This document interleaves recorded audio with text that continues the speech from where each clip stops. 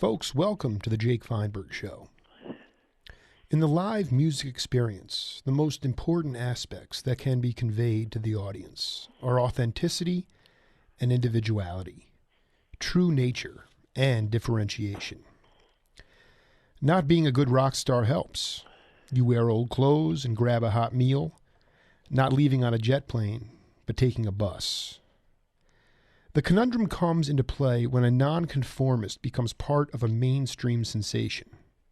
Then the planes are waiting at San Francisco International as my guest is ready to board to Japan because his trio is in high demand. My guest today has lived as authentic a life as possible in both music and education. He grew up in Manhattan and spent summers in Woodstock before it was overrun with kids at the Greyhound bus station with a guitar in one hand and a painting cap in another. The seasons of Woodstock encompass the moods of any real human. These moods have all poured out of my guest, the raw winter wind of the Catskills, the burning embers of summer into fall, as Puff the Magic Dragon floats in from the Hudson. My guest is a master performer and an individual with a deep commitment to history and the ties that bind. Film canisters filled his house when John Simon was living in a land of sunshine. It was not just pontification, it was the Inquisition. The capturing of major events before interconnection. The music mixed with messages of social justice, racial equality, and humanity. It does not surprise me that my guest has devoted a large portion of his recent years to education. The idea that the non-perfect girl like Janis Joplin can come along and stamp out the material world. Don't get limited by choice. Seek and discover and stand up for yourself as long as you're visiting this planet. All these things and more will be on full display this Friday evening at the Fox Theater here in Tucson. Peter Yarrow, welcome to the Jake Feinberg Show. Jake, that is by far the most poetic, the most generous, the most thoughtful, the most carefully crafted introduction, and the most generous I have ever received, and I'm suspecting you should be writing novels, or at least pieces, because you're so gifted in terms of turning a moment of what might be just a perfunctory introduction into a moment of art. Good for you, my brother. Thank you so much. Thank you, my brother. No, I mean, everything you've said. No, I appreciate that. I mean, a lot of it is, it's total abstractions because I have to go back and pretend or fantasize about what I think it was like. I don't know what it was like because I wasn't born then. I know. I got that. Most people weren't. Peter, I really did want to start with you. A question kept coming into my mind. And I think you're the perfect person to ask. I was talking to a brother of mine yesterday who did see you guys many times, and he was talking a little bit about what you guys stood for and how you really were the genesis or a big part of the peace movement through the music. And I wonder, in your mind today, with the amount of work that you do when it comes to bullying and when it comes to the emotional tenor of kids, why has peace become affiliated with weakness as opposed to when you were going through it and peace was considered strength? I was hoping you could talk about the dissolution, why that word and why that term has become affiliated with weakness. Well, it's a very interesting question, and I can address it anecdotally in the following way. The whole premise of Operation Respect is, which is an advocacy organization that also has a program called Don't Laugh at Me. And we're in 22,000 schools in the United States. The governments and ministries of education have called us from countries as diverse as Israel, Ukraine, Croatia, Hong Kong, and now we're going to Japan. We're also moving into Palestine and Jordan, by the way. But the reason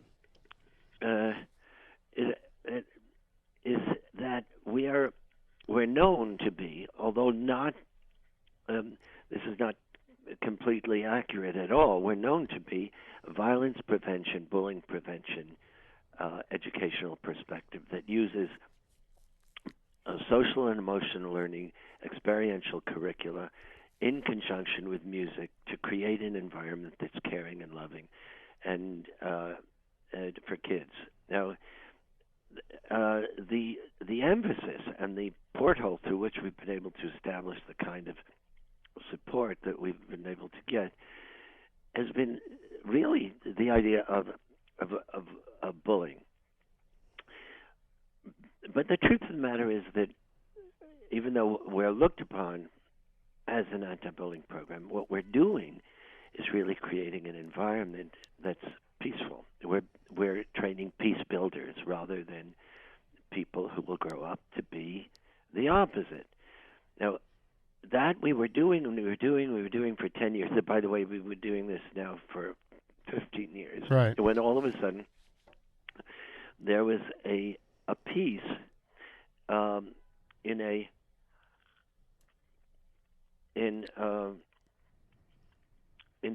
it was either in it's one of the two, not New York Times, but the Daily News or the other one in New York, the other paper, that said it was a nation of wimps.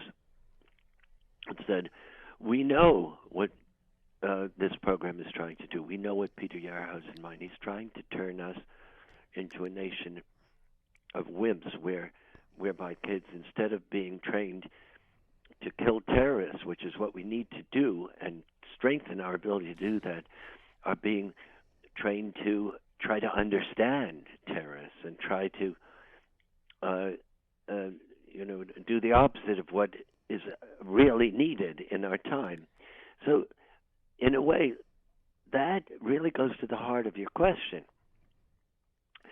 What has shifted in our country, and there are a lot of reasons for it, is the perception of who we should be and what we should be and what constitutes a human being who is successful and admirable.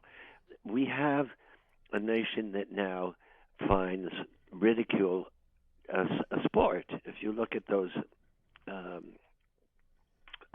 reality-based shows, many of them are shame-based, and I'm not just talking about Maury Povich and that what's his name, the other Jerry Springer. Jerry Springer. Mm-hmm. I'm talking about the general ones that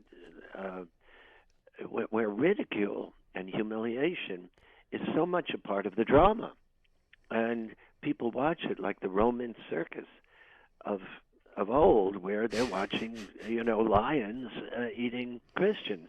But instead of that, they're seeing people's psyches being damaged, and that is an example to the kids. And the kids see these role models, and forgive me, also the same kind of mean-spiritedness and cruelty and delight in injury rather than in trying to work together and find resolution. They see that in the Congress. And then we expect them to act differently from the way they are, and we expect them not to emulate these role models, and we expect them to be kind to each other. And yet, these people on television who are being cruel are getting famous for either being dysfunctional or for being skillful at humiliating others. And what we have is an increasing black hole of empathy in the country. Now, that's what is happening. The why of it is a whole other discussion that could take us hours. But if you want to, take me back in the portal. I mean, you did so much. You tied so much of your musical performances into social events. I read somewhere that you and your daughter and maybe your son, you went down to Occupy Wall Street when that was taking place, and you guys sang a couple of tunes.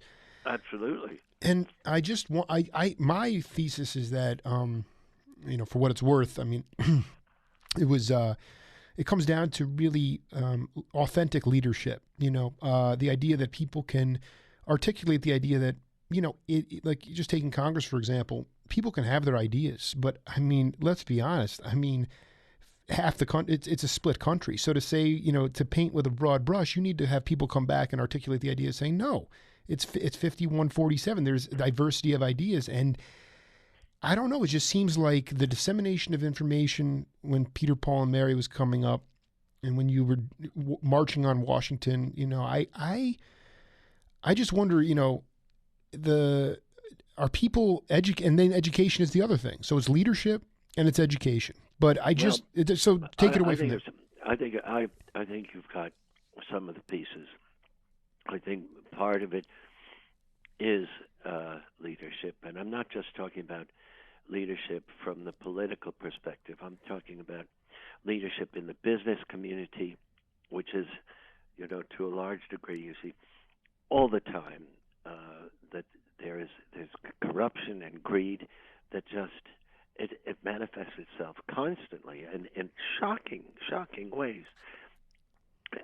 You find that the leadership in the political world is highly compromised, and even people of sincere intent, if they are trying to get something done, the art of politics is the art of compromise. But if basically, as our president, for instance, it's not just that there's anger directed at him by the Tea Party folks and such, but there's hatred. When you see that, you say that's racism or something like it. There's a breakdown of comity, of the kind of civility that is and respect that is needed. So,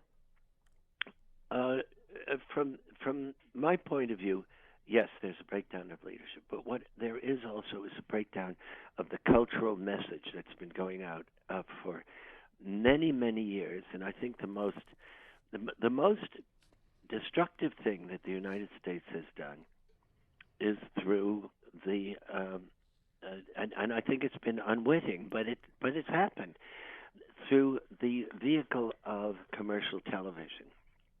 Commercial television is a product of what people put on the tube in order to sell something that the sponsor wants to sell. It's money. It's all about money. And if you have money intermediating between the message of the what is supposedly a creative field like programs on television, what you get is mediocrity at best, and sometimes nihilism. The same thing has happened to the music business because it's all about selling the most records. I do not believe that Britney Spears would have been, a huge artist in the 60s. I just don't think that the ethos, the culture, would have embraced it.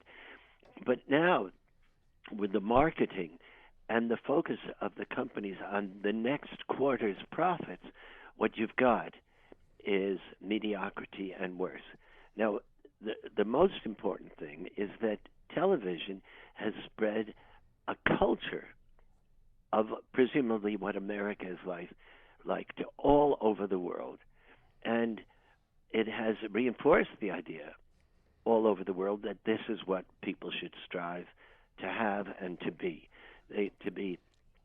To be successful by bullying. Bullies are not disrespected. They are, and characteristically, they're very much respected and applauded in schools and in business. And you have somebody in the corporate world, and they get promoted, and they say the first thing you got to do is fire a couple of people and show them your stuff. That is the culture, and all over the world, people are, instead of reaching for what ultimately we know is important, which is to love one another. I work in a hospice. I sing for the patients. When I'm singing for them, nobody's wearing their jewels. Nobody's talking about their new car or their new killing on the stock market. All they want is to be loved and to love somebody and to feel safe. And all the people working there are like angels because they are feeling a sense of meaning in their lives because they're able to give in that way. That's the kind of thing that really sustains us. The appearance of feeling important because you've got a gold medal hanging around your neck and you go into Las Vegas and you say, oh, see how respected I am because they're sucking up to you. That is part of what has gone wrong. That is not what we ultimately want. What people ultimately want when it comes right down to it is to feel meaningful, to feel that they have a place in the world, to feel that they can give something, to be loved, and to serve one another. And so it's skewed the entire culture.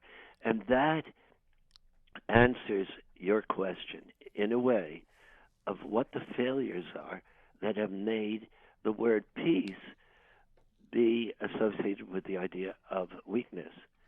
It's the same reason that being caring is associated and kind is associated as being effeminate or weak.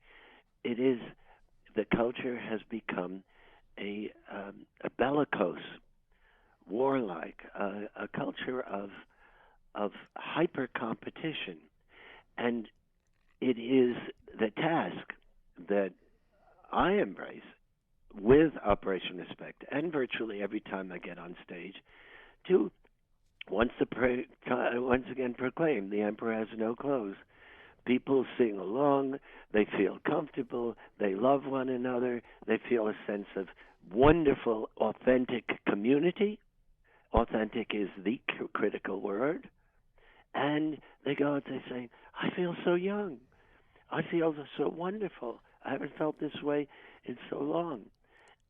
Because, to a large degree, that is not the common experience anymore. But we need to reassert it.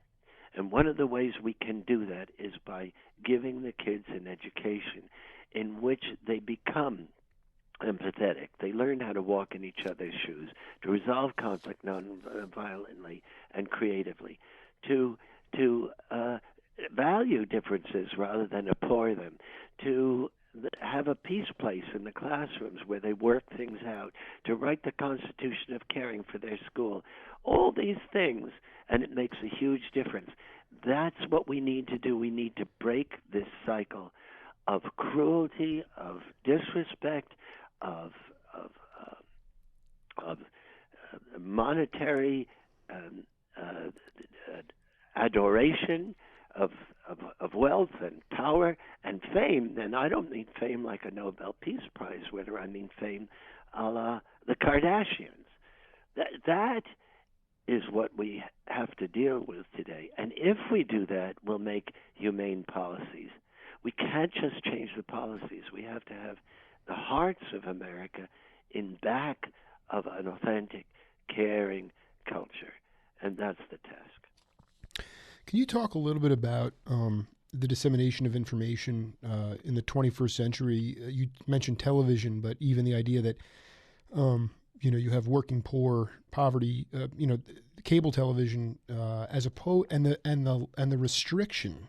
People talk about freedom or freedom of choice, but if you're not seeking, if you're not curious, if you don't really seek other alternative outlets for information, not just news, but it could be anything. Yeah. As opposed to the radio dial when you were coming into your own as an artist, have we become less? Have we become more restricted? I really do. When I interview guys like Michael Kuskuna or any of the cats that were growing up, in the New York or the greater metropolitan area, you talk about these radio stations that would go from, on a clear night, upstate New York all the way down to Delaware. And you'd have cats playing 6 hours of Thelonious Monk from 12 to 6. And I just wonder about you talk. I think you said in the '60s, someone like Britney Spears would not cut it because people were searching for authenticity. And is that a fair statement to make? Absolutely on target. You're the only person I've ever spoken to that framed it exactly the same terminology that I do. The '60s was about the search for authenticity, precisely. And tell me how now. Mary has left us, obviously, but wait. Let me get back. Continue. To yeah, what go ahead. talking Yeah. about. Yeah. There was a time when you could really, really have an event that would totally touch people, and it was a musical event, like Blowing in the Wind, or even Puff the Magic Dragon. Everybody knew it. I mean, tell me, and then of course the Beatles. Tell me, where are those creative events, the musical creative events? Where are the new Springsteens, the new Stings, the new Beatles and Peter, Paul and Mary's, and Joan Baez's and Bob Dylan's? What song does everybody know that speaks to peace and freedom, to our hopes and dreams in the world of art today? And how has that occurred? It has occurred to me for several reasons. Number one, you have spigots of information, like Fox Television, Fox Radio, where you say people go and they reinforce their point of view in a similar way that you and I are reinforcing our Sure. point of view now. It happens on both sides, but not necessarily all points of view are equal simply because they're different. Some, if they are inherently cruel or fascistic, are not equal in terms of their value to humankind. But if you have the separation of people's information or creative pipeline so great that you don't have a unanimity of spirit that can be created as you did in the 1960s, when people were moved to sign on to and to work for an end to racism and discrimination in the United States. And you saw that it was a fine, fine moment in our history when we gathered together to make sure that our nation was not hypocritical when we said with liberty and justice for all, because people of color did not enjoy that at all. We don't have the communication systems that reach people in that kind of way. But what we do have now, there are two areas where it exists and or it's evolving. Certainly when Schindler's List came out, a film like Schindler's List, or Lincoln, that kind of wave of awareness really captured people's hearts. So in film, sometimes that can happen. But the way it will happen, if it's going to happen, is in this kind of going viral phenomenon on the net, where something, because it's a democratized medium, really captures the spirit of people and really just goes right to the heart of what people intrinsically really want to experience, something that just really moves them.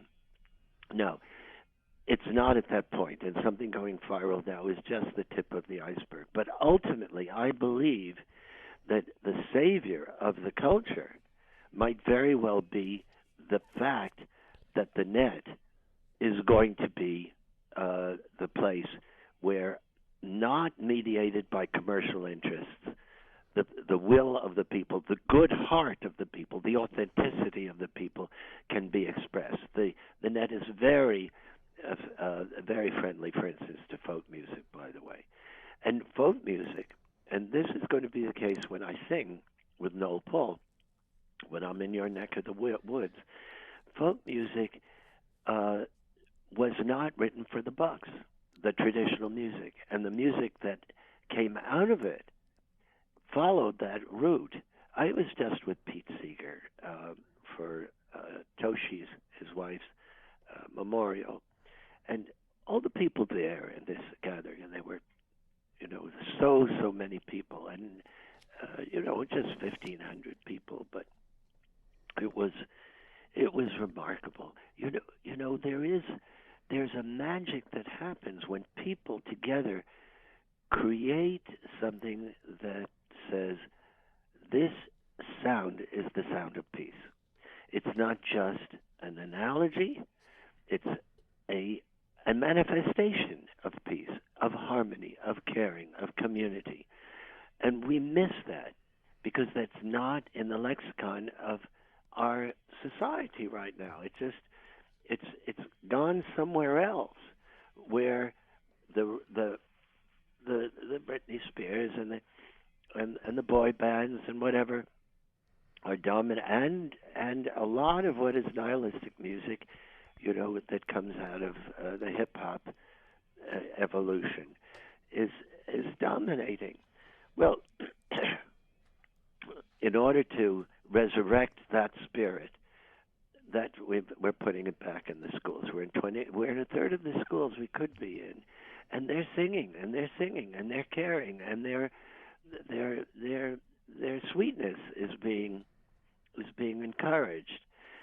I can't say that this is a panacea. I can't say this is going to take care of the whole deal, but it's a piece of what needs to be done. And we are fighting not just the face of domestic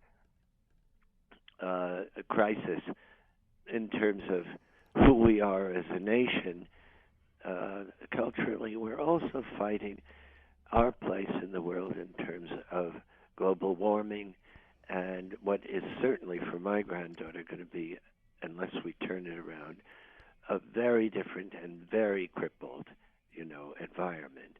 And we're also facing the possibility of nuclear, exchange out in the Middle East. Thank God John Kerry is working hard towards finding some kind of path to peace for, Israelis and Palestinians. And I am working on that too, by the way. This coming November 10th, there's a big gathering in Washington where we're going to be having lots of peace activists from that area gathering, and music, but also music piped in via Skype from Israel for peace activists there. We're using the technology to try to create that bridge. So this is constant. Yes, I'm at Occupy Wall Street, Occupy Denver, Occupy Washington, D.C. I'm there, I was there with Tim DeChristopher, Bitter 70, up in Madison, Wisconsin, singing with the folks up there. This is not just a recollection of the past. This is now, and needed more now than ever, out in, with Sandy, where you had Occupy people out there working night and day as to more effectively than any other group to deal with that crisis. So there's a lot to be said on a lot of levels, and I'm trying to answer a lot of questions, but you get the general. Yeah, no. John Simon told me that my questions can be the Charlie Rose like with 7 parts to them. But switching gears a little bit, I'm amazed actually. I'm very fascinated with the regionalism of music that was existing when you were growing up and into your early career. And one of the places that became a haven for a lot of musicians, I've interviewed Dave Holland and Bernard Purdy and Chuck Rainey and Jack DeJohnette and John Simon and so many cats who wound up going to Woodstock. And actually, when Albert Gross, I just wanted you to take me through this. This is important for historical purposes. You actually were the one that hipped Albert Grossman to Woodstock. And Bob Dylan, is that fair to say? Can you take us through the idea of Woodstock, the way it was when you were going up there in the summers with your mom, and then this idea of all these guys wanting that release from the urban centers, sort of the urban centers closing in and saying, "Wow, and you were the one that hipped them to Woodstock." Well, the truth of the matter is I did grow up in the summers in this little, wonderful, idyllic art colony. And there was music, there was drama there, but it was mainly an art colony. And it was charming and not wealthy and not really famous, and very iconoclastic, very, very wonderful spirit up there. And as the years, I was at the Woodstock Playhouse as an usher, and I did a concert at the Woodstock Playhouse in my college years, and but when then my mother bought a tiny little cabin, not in the town, but out, not terribly far, where that my uncle AJ had, and in 1963, and this was prior to the March on Washington, "Blowing in the Wind" had been released and literally peaked the week prior to August 28th, when we had the first March on Washington. Of course, we had the many other marches, and we had the 50th anniversary this past August 28th. And it was boiling hot in the city. And Bobby was a friend of mine. I said, "Come on up, and hang out with me with Susie Rotolo in the cabin." And I was going to Art Students League, as I had when I was a kid, because I used to love to paint, and that was a direction that I thought I'd be taking. And I didn't know, at the time,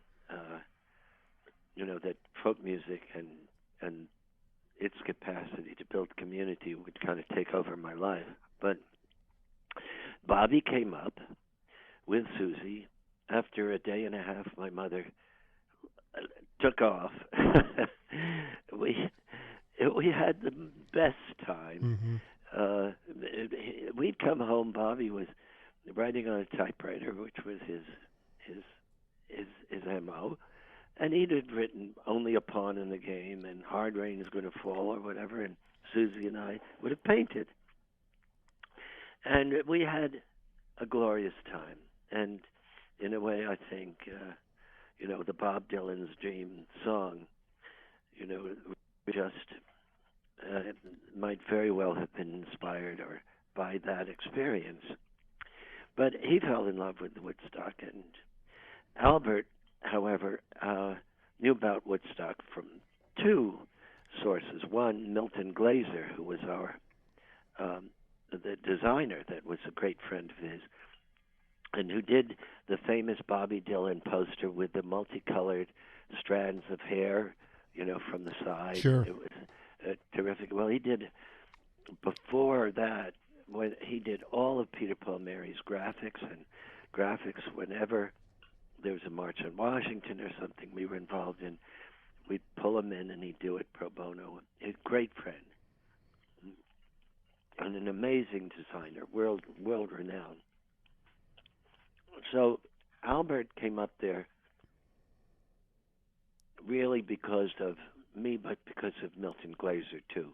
Now, once that happened, instead of its being an iconoclastic, oddball place where everybody was an artist doing their thing, there was a certain kind of hierarchy that was established, whereby there were the people who were the stars or whatever, and the band came up there, and Albert, and it changed dramatically, and there were people making pilgrimages there to see the folk singers or get a, as you described in your introduction to me, it really was that kind of a crazy place, which in many ways ruined the spirit that had been up there, because that Bobby, for all his genius in personal terms, was there was always kind of an element, I think, of fear, almost paranoia about people around him. And Albert certainly tried to protect Bobby and was a genius at protecting all of his artists from the forces that might in some way injure them, particularly from the corporate world, the world of the biz. But also there were people who made expeditions there, and what did they want to do? They wanted to sleep with Bobby, they wanted to get high with Bobby, or just hang out with him, and that was true of the other artists. So there was that division, those people who were part of the group that were being sought, and those people who were up there on a pilgrimage, and that really, to a large degree, altered it so that it was really, really unhappy and uncomfortable for me. And to this day, it's still painful, to be up there. Although, it's really evolved into a wonderful place on many levels. You still go up there, and it's like it's marketing, the history of Bobby's being up there at that time, and the band and all that, and in a sense it's like being on McDougal Street in the Village, where part of it's the same, and then part of it is T-shirt shops. Right. They're, taking advantage of that history. But it was a magical time in the Village in the 60s, with great excitement about what was happening in the world, and everybody loving it. And Woodstock was wonderful in that early time. And like many things, when you all of a sudden it becomes popular, and people, who overvalue fame. I mean, love an artist's work, but don't deify them as human beings, because we've all got serious feet of clay. It just, every one of us, is a good person in some ways, and a person that fails themselves in other ways, just like everybody else. And the expectations that when we're not doing our thing, whether we are folk singers or basketball players or politicians, or poets or whatever, we don't have warts and all, is ridiculous. And the idea of worshiping fame for fame's sake is psychologically and sociologically and culturally very, very damaging. So Woodstock has all those pieces, and I, being, as you note, person for a while, Bobby lived in my place in Woodstock with Sarah. I'd given that to her to stay in, because Albert said she needed a place to stay, and would I do it? And of course I said yes. I knew Sarah, and she was lovely, and then Bobby moved in with her, and then there's just an interminable amount of history up there in terms of all that, and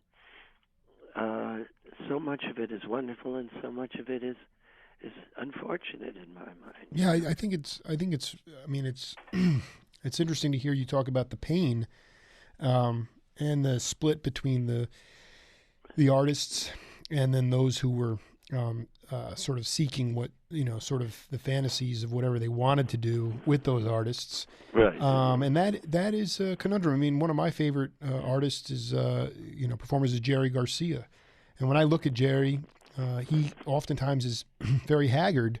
He was dutifully respectful to his fans, but he did not like being deified. And the deification of our society, I think that's another root cause of sort of the, I don't know how you want to say it, the cultural displacement. But I want to ask you about specifically, it's amazing you're going to be down here on Friday. It's amazing that you're in Arizona and talking these ways. No, don't. Hey, listen, that's the point, though, Peter. You know that with every extreme, you get the other extreme. So it's both.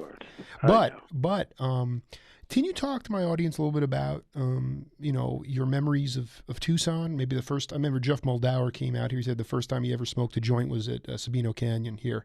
But aside from the histrionics, what does Tucson mean to you in your career, and how special is it for you and Noel to come out here and perform? Well, my memories and thoughts about Phoenix, Tucson, and I put that all in the same clump in my head. Forgive me if that's not making a distinction that's appropriate.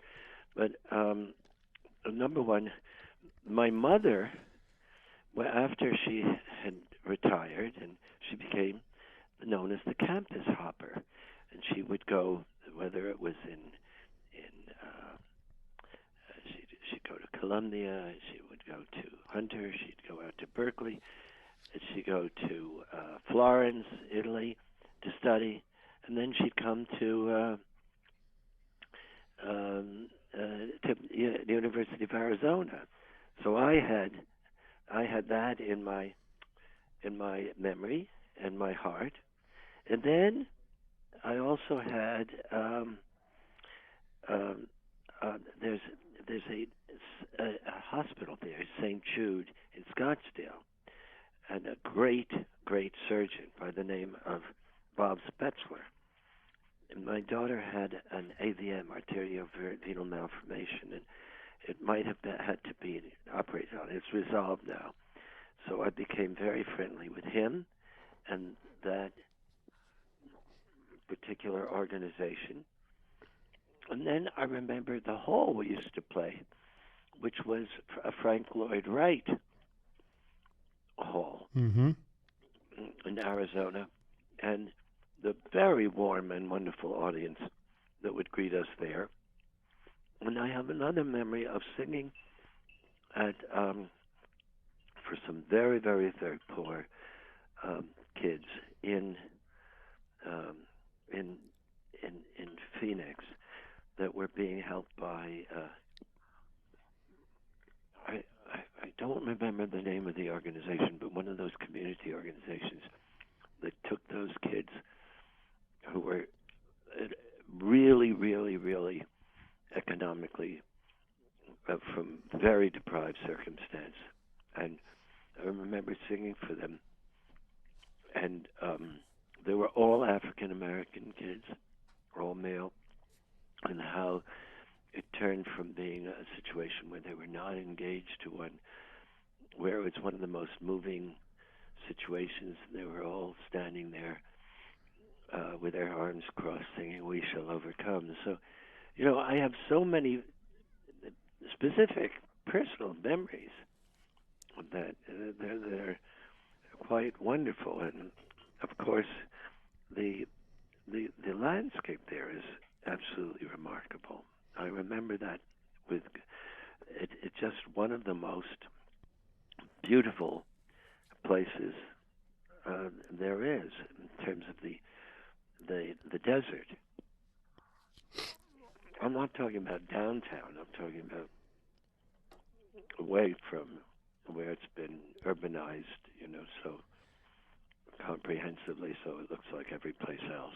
Do you find that your audiences, that you were talking before, how they kind of harken back and say, I feel these emotions inside, but what the changing faces of the audiences, do you find yourself seeing younger people, or is it generally individuals who are looking to relive some sort of, or is it a combination of both?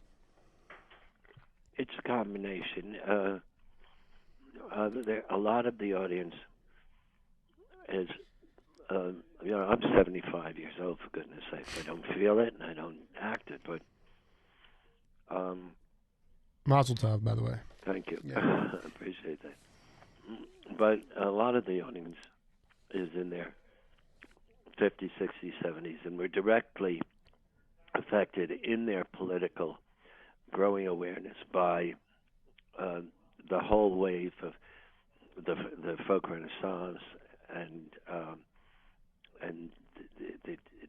the way it became the soundtrack of their awareness in their lives. That constitutes the majority of the audience. On the other hand, they also bring their kids and their grandkids, and they're still there advocating for and thinking about and committed to many of the same issues, but they come there not because they want to reminisce, but because they want to experience it. It's just a valuable experience to feel that you're amongst people who are caring about each other, who are singing together, who know Puff the Magic Dragon, Blowing in the Wind, and If I Had a Hammer, and we sing all those songs, and Leaving on a Jet Plane, and we remember Mary in that way.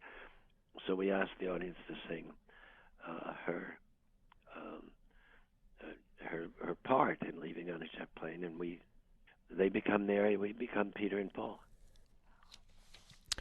So interesting. The back when you were holding these peace concerts, festivals for peace, the idea that I remember Dave Holland telling me about when he was with Miles Davis that Tiny Tim opened up for him at the Isle of Wight concert, but you were right in there. I mean, playing this acoustic folk rock, folk music, and then the bills that you were playing on were with guys like Hendrix and Miles and all sorts of different types of music. And not Miles, but we did have oh my goodness, my mind is not giving it to me. When we were at the Hollywood Bowl, and they said, well, you have to have an opening act, and I said, well, we don't want one, we don't need one. I said, well, you've got to. I said, well, all right, then we're going to get somebody we love and respect. And we got Thelonious Monk to open for us. Talk about that experience. That's phenomenal. Oh, it was amazing because I went on stage first, knowing that people wouldn't really.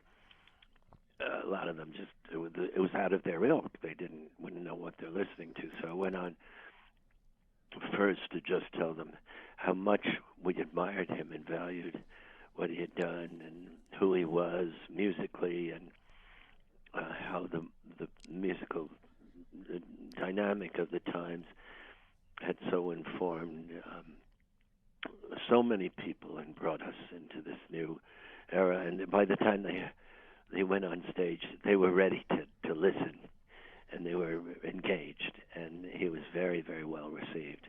We also had Dave Brubeck at another time open for us at the Hollywood Bowl for the same reason. But I guess my question is, because I wanted to get my question in, is that the idea of the no labels. There were no labels in music. I mean, a lot of people, you know this better than anybody, you'd go into a store and search by the name. And the idea that this lack of stratification, the lack of, it was all just music, as Duke Ellington said, it was either good or bad, but people were able to, whether they appreciated it or not, hearing Thelonious Monk, with a modal playing all over the piano, swaggering, and just he had his own style and magic. And then you guys come out and, in more of just the differentiation was striking, and people had to be, their ears and their minds it didn't matter if you were on drugs or not. Your ears were going to expand and your mind was going to expand. Whereas opposed to today, you have, and it goes with radio stations too, the dumbing down. You have an all soul station, whatever that means, an all jazz station, an all rock station. That to me lent itself so great to the time because nobody was that concerned about this linear idea of, it's just jazz or it's just blues or it's just rock. And quite frankly, Peter, Paul, and Mary fit right into that niche. And I just want you to talk to younger generations about the importance, not racial diversity, but musical diversity. Yeah, it was true that at the time people had a much broader palette of musical taste, and it was expected, it was encouraged, it was inherent in just what people were about. But there was a division, and that's why this whole crisis occurred in Newport between going electric and staying. What to everybody there was kind of a way of signifying your commitment to a new, better way in a better world, and that was staying acoustic. And when Bobby went electric, of course, all hell broke loose, and it wasn't because they didn't like the music. Although I must say that the sound system itself was incapable. We didn't have monitors that were appropriate. We tried to set the sound check so that people could hear themselves, but it was the only song that really worked was Maggie's Farm, and the others did not. And there were lots of reasons that people just got crazy. But mostly, if you went electric, it was copping out. It was a way of saying, I don't believe in the world of our perspective about making an authentic, caring society out of this culture that we were handed from the 50s, where women were supposed to be in one place in society, where blacks were in a certain place. You know, the whole greening of America was in the hearts and minds of the folk, the folk audience, which was vast at the time and dominated the airwaves in the early 60s with the number one selling albums and singles. The whole idea was that if you went electric, you were going commercial, you were copping out. And so that division did exist. Of course, it was a fallacious division. It was absurd. But it was symbolic of that perspective. Other than that, though, you're right, there was kind of an acceptance of all the forms. And there people had their preferences, and people would go to jazz festivals or they go to folk festivals. They didn't have any pop festivals per se. Right. But they went to marches, they would hear folk music. They would not hear, but there were for the March on Washington in '69, I brought in a whole bunch of different kinds of music, orchestral music, and that was a huge event for 500,000 people. And I had Earl Scruggs and the Cast of Hair, and Mitch Miller, and Pete Seeger, and John Denver, and Peter, Paul, and Mary, and the Cleveland Symphony Orchestra Quartet, etc. You're right. There was the kind of snobbery, or the kind of not even snobbery, just lack of awareness. Yeah, that's the point. Is that as long as the media and corporations can get away with it, people are not curious about it. I mean, you're just going to have these barriers that go up. I mean, you know, the idea, That's right. and so that, you know, I think that how much of a how much of a, you know, as far as what your continued emphasis on, you know, artistic expression, how much do you think about, or how much do you implore through your music still? The idea of what I talked about originally, even though I've never met you, and actually I've never seen you perform live, but it's like the idea of authenticity and individuality and education through the music. I mean, is that going to be with you till the day that you stop visiting this planet? That's a delicate way of putting it. Nice. Yeah, and that's my mission. That's all about it, to be there, to live it authentically, to really, really give your whole heart to it. It's not a show. Every moment on stage is a new adventure, And it's all about authenticity and about your being really yourself and really caring about your relationship to the audience, in the sense that you've got a responsibility to make that moment and that meeting really worthwhile and valuable. It's an opportunity, it's a platform, and if you don't respect it, it's a real abuse. If you do, you really feel good about yourself and you never get tired of doing it. It's not a chore, it's not a ritual, it's a privilege. And using music as a vehicle for creating community and bringing a kind of sensitivity that is desperately needed is a way of life, and it's what I will do for as long as I can do it. I would never stop doing it, and as they say, retire, because I adore it. Why would you stop doing something that you love? Well, I must tell you, we could talk for 4 hours, but Mr. Yarrow, I do hope to get a chance to meet you in person. Uncle Peter to you, my brother. Uncle if Peter. You weren't alive then that's you're stuck with that. I'll take that. I hope that you'll say hello to me when we're there. I really do. I mean, I just wanted to thank, and I really believe in the social dharma of everything. For people like yourself who are established and actually able to still have a livelihood, make performing art for art's sake. The way it will play out is you're evening this playing field against sort of the cynicism and